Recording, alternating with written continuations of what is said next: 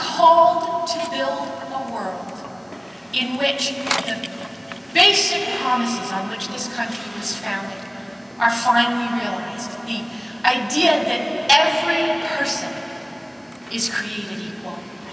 We're called to be a beacon for the rest of the world, for the idea that government of the people, by the people, and for the people is the only way to fulfill humankind's destiny. We have been called to take our country back, and now it is finally time for us to take it forward.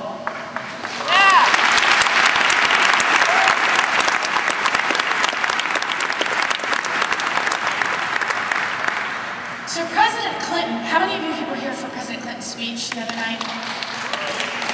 President Clinton did something very interesting in his speech. He delivered two fundamentally contradictory messages.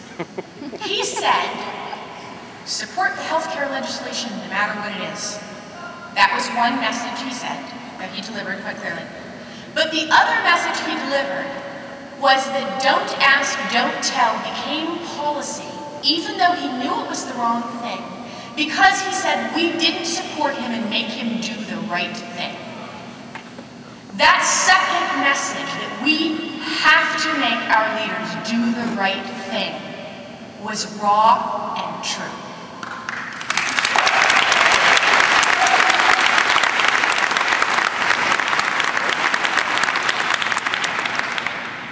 We can't rely on people in authority to make everything right.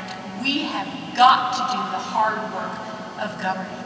It's our job as Americans. It's our obligation. And to be perfectly blunt, I consider it my obligation for Henry. The vehicle that we have for change is the people that we've elected, and we have done collectively a tremendous job of electing people to office in this country. We've taken back the House, we have taken back the Senate, and we have taken the presidency of the United States.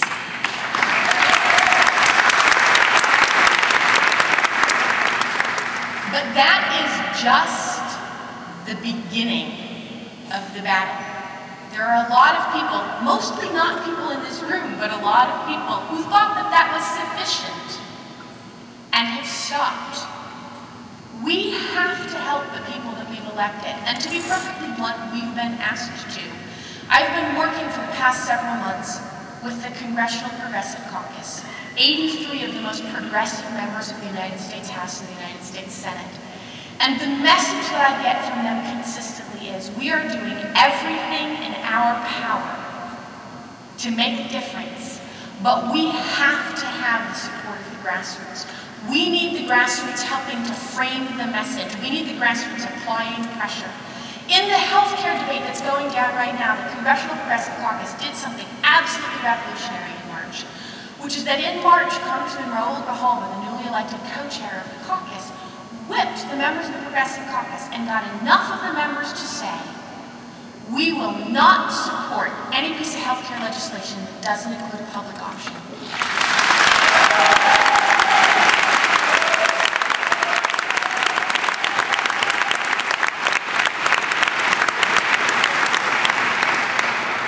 Progressives were able to then send a letter to President Obama and to Nancy Pelosi and to Steny Hoyer saying, guess what?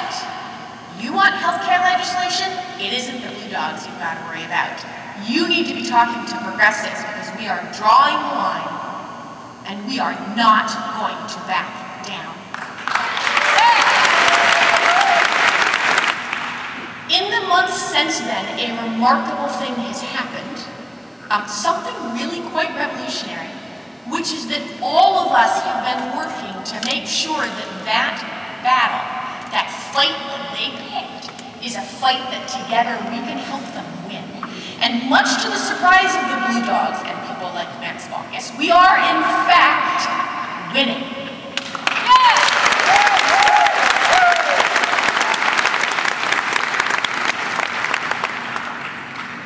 So there's an enormous amount of work to do, not just with healthcare, but with all kinds of issues in making sure that we are working together with the people that we elect to change the game, The single biggest competitive advantage that progressives in Congress have is sitting right here tonight.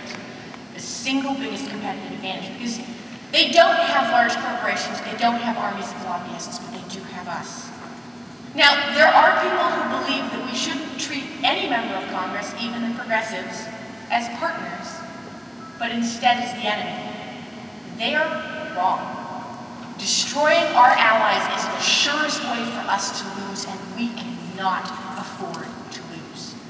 We owe it to this country to win. We've been called to do the hard work of governing. We need to get to the point right now of being ready to leave it all on the field. I know there's been a lot of talk about healthcare reform. I don't know that it has been conveyed how critical this battle is. This is about a whole lot more than just healthcare.